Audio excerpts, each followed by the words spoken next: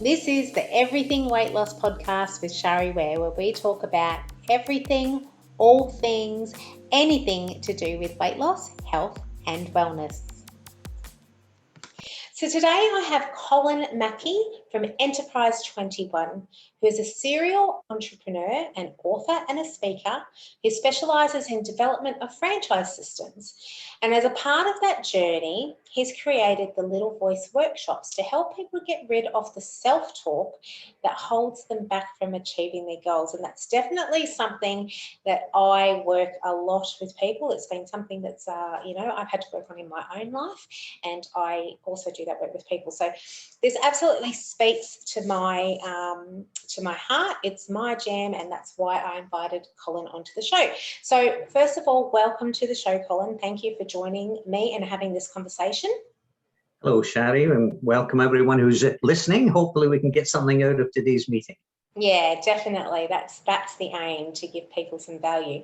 So I feel that such a big part of why we do what we do, especially when it comes to business, is because of our story in some way. So as a starting point, tell us, what is your story and why do you do what you do? Okay, we'll try and keep it brief. When you get to my age, you've just got so much story to tell, but I'll try and be brief. I started life business life at 7 years old. I was actually selling things at 7. At 11, I had to hire a truck and a driver. At 21, I started my first real business, which was in the restaurant business. I owned 2 houses at the age of 21. Wow.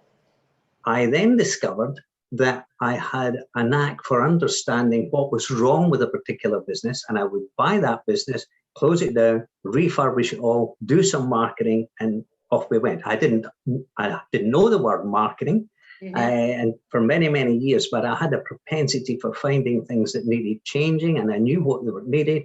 And I also seemed to be able to understand basically what other people were thinking. So lots of people write the ad because this is what I think. It's not what you think, it's what everybody else thinks. So I did that in Scotland for many years. I had a huge assortment of businesses. At 30, I came to Australia and I got involved in the corporate side, which was really good. It gave me an understanding of big business. Yeah. Then I had an assortment of businesses. The one that's probably relevant here is that I owned a franchise for Success Motivation Institute, which was an American company, and they had some brilliant stuff in there. But I also discovered that there's some things that you just can't fix, regardless of what their teaching was. There was a barrier, and their teaching couldn't get over the barrier. And then I moved from there into franchising, and franchise companies would call me in and say, look, we're having a problem. We can't get new franchisees, or whatever it was. And generally the problem was that the franchisees had been incorrectly chosen for the job in the first place. Yeah. They weren't a match for the job. They came in there with preconceived ideas, and the preconceived ideas, the little voice of the preconceived idea was holding them back from becoming what they should have been. And that's when I then developed the Little Voice workshops. And I think I've had probably over 300 people through those workshops. Not one person has ever said, oh, yeah, oh, right. I got masses and masses of testimonials virtually from everybody. Awesome. So I asked this question of everybody because I just think it's a great question, and I think it makes people think sometimes as well. If you were to say that you had a superpower, what would that superpower be? Well, I don't know that it's necessarily my superpower. My mother brought me up with lots of sayings. Being Scottish, there's a saying for everything, and some of the sayings in actual fact might have sounded good, but they were actually fairly negative, like it's really nice to be important. It's much more important to be nice, as if one was exclusive to the other, as if you had to either be important or nice, you couldn't be both. So there was some negative things like that, but the songs that my mother used to sing to me all the time, once there was a silly old ant, thought he'd punch a hole in.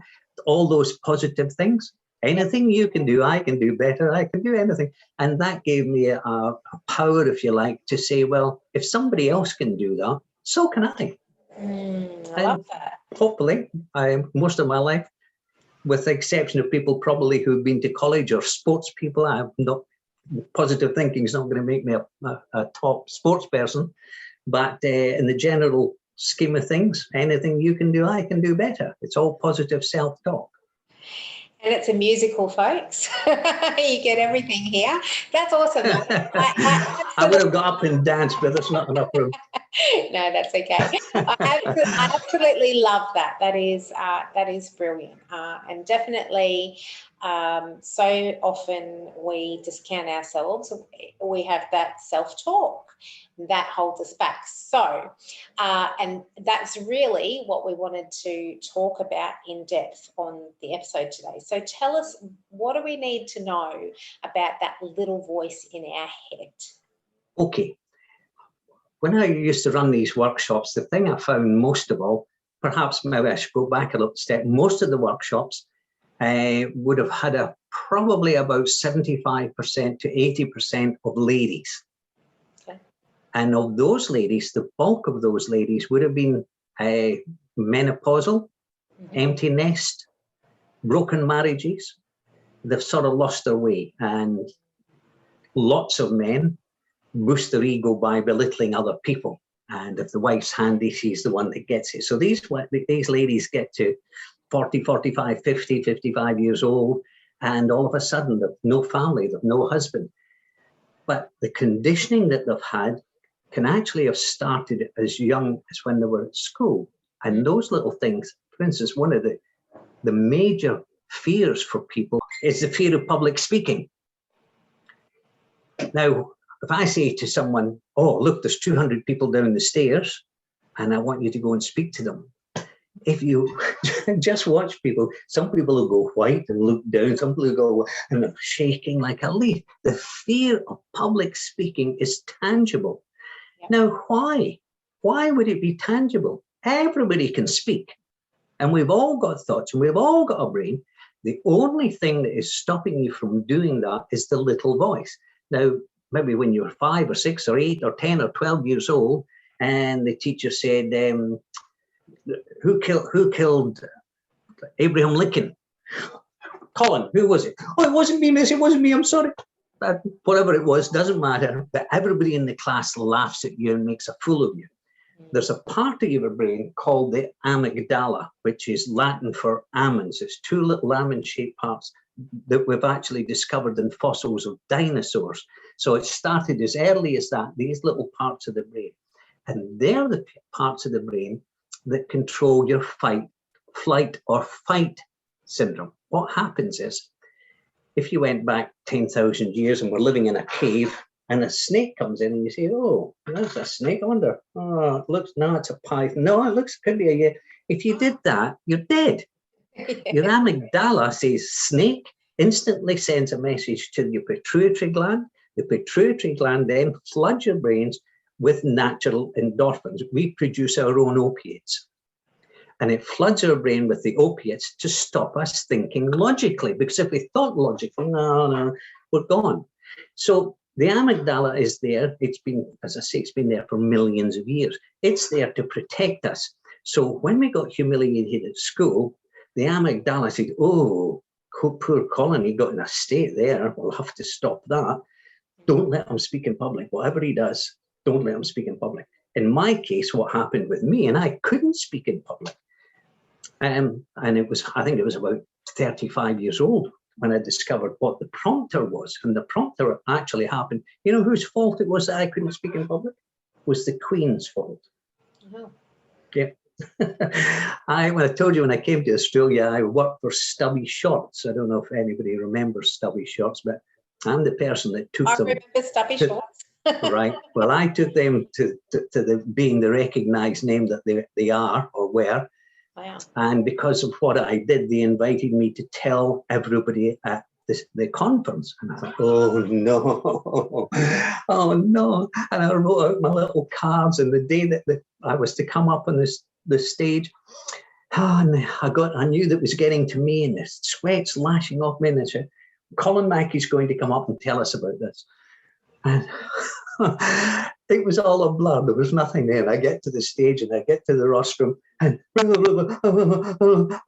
couldn't get off fast enough. And when I came off, it was like, I don't know whether it was, you used to see it in the old movies when somebody was dying, there was only a little piece of tunnel vision. Yep. I wasn't sure whether I was dying or whether it was the sweat in my eyes that was causing the problem.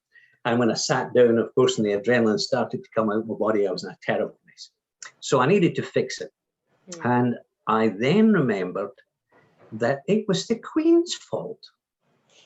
When I was 8 years old, we lived in a country village. My parents were reasonably wealthy. We were only people that had a television.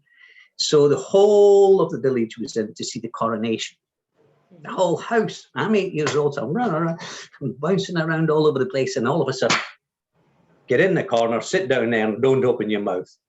Well, the whole village looked at me, the humiliation, the slap on the jaw. My amygdala then says, I'm going to protect you from now on. So that's exactly what happened. I can't speak in public. Don't speak in public. It's dangerous. That was one of the things that got me onto this little voice, because the little voice was constantly telling me, don't speak in public. Don't do that. And that little prompter voice is there regardless of what we're going to do, whether we're going to go exercise. Oh, I hate exercise. No way I'm going to do exercise. I love chocolate. I can't give up chocolate. I'm just going to eat as much chocolate as I can. Whatever it is, there's a million little things there. Everybody's different, but everybody's the same, in as much as the little voice comes from the amygdala, and the workshops that I've developed can control that. If you go to the psychologist and the psychologist say, oh, right, okay, well, that was really your father's fault. I wonder why your father did that. Oh, yeah, well, let's investigate his parents and see what happened in his childhood. You could be there for years and years and years. I can fix it. I can fix it in a week, and I've done it many, many times. I've fixed it in one day for some people. When you understand what's actually happening, and we have to go through some exercises at the workshops to fully understand how it controls us. Yeah. And that's the only thing that we can control in our life. You can do all these other courses, and The Secret was the one, I think, I forget how many millions and millions of people got that program, and the number of people whose lives actually changed would be minuscule. You probably count them on two hands would be that. And it was because the theory was probably right, but it was wrong in as much as you can't do anything until you control the little voice. Yeah. And it really does have that little voice in our head has such a massive impact on our life, can have such a massive impact on our life. And some people are just not aware of that little voice. So this is definitely something that most of us need to do some work on in our lives to enable us to progress to where we want to get to. So definitely a very valuable workshop by the sounds of it. So what would you say would be one of the biggest things that people do in their lives when we're talking about that self-talk that probably doesn't serve them, that you see? Well, the first thing is that most people, when they haven't differentiated the little voice from the normal thinking. It's very hard. It's not like it's a separate voice there with a different accent. If it was all Scottish, if the little voice was Scottish, be able to say, well, that's that little, well, I was going to swear, but I better not swear. That's that little Scottish boy. He's the bad guy. Because it's your thinking, and there's no differentiation between the little voice and that. You just have to, the very first thing you've got to do is to be aware. Every time you've got to do something that you don't like doing or you feel uncomfortable about doing, stop for a second and say, hang on, and it's there. Lots of things. I'll try and be quick. I was walking down Collins Street in Melbourne. I'd been here in Australia for maybe 5 years. It was early in the morning. I had a great job. Everything in the world was fine. And I'm walking down the road, and all of a sudden, I heard my father walking behind me. He used to walk in a particular way, do step, step, step, scut, step, step, step, cut. And it was my father walking behind me. And I thought, my God. And I turned around, and there was the big shops at the top. I think it was Burke and Wills, or Burke and something or other up at the top end. And there was my reflection in the window. And when I saw myself, my hands were behind my back, exactly the same way as my father walked. Wow. So I was walking and in exactly the same way as my father. Well, that rang a million alarm bells in my head. My father was a wonderful person in many ways, but a real pain in the arse in many other ways. So from that day on, I decided to analyze everything. Every thought that I had, where did it come from? Was it my thought? Was it my mother's thought? Was it what happened at school? Every single thing that we think generally has a root. And it's fine. But as long as you know, well, that came from my mother, I'm happy with it. But if it came from your mother and you're not happy with it, the only person that has the power to change is you, nobody else. So that's very important, that you first of all listen for the little voice and say, that's the little voice that's controlling my life, and we can fix it. Yeah, awesome. Okay, so you've already given us a big step, you know, of the first thing really that people can do that's going to help them control that little voice in their head, or help it to change how the little voice impacts them. You know, we want it to impact us in a positive way, not a negative way. So obviously the first step is awareness, as it is with anything. What would be another step that they could take that's going to really help them with that little voice and make it a positive influence on their life? Well, as I said, if you go to the psychologist, this is what they'll do. I always envision this like the Grand Canyon. If you've been to the Grand Canyon, if you've not, you need to put it on your bucket list. It's a mile deep, and down at the bottom of the Grand Canyon goes the Colorado River. And I don't know how many millions of years it's taken to do that. Well, just think for a moment that your little voice has been telling you, and we're just using public speaking, but you can put whatever it is, the negative thought that you've got. Yep. You've been thinking that same thought year after year after year, sometimes day after day after day. And what happens is the neural pathways in your brain just get deeper and deeper and deeper and deeper and deeper. So you've now got a Grand Canyon of neural pathways in your brain. Now, as I say, if you go to the psychologist to take those out, it's difficult. There is a way to do it. There is a way to do it. Those negative thoughts are bouncing up from the Colorado River right up into your main part of your conscious brain. So how could you fix it? Well, what you could do, but it's probably a little bit more complicated than doing it here. But I always say, build a bridge across the Grand Canyon. And on the bottom of the bridge is where you put your new message. And your new message is, I'm not bad at public speaking, or I'm going to be better at public. They're no good. Your affirmation has to be in the future. I call it an embryonic truth. So the embryonic truth, and if we could just go back to my little story, I might show you what happened. I decided to go to Toastmasters, and I highly recommend Toastmasters to anybody. And when you go to Toastmasters, you can go as a visitor.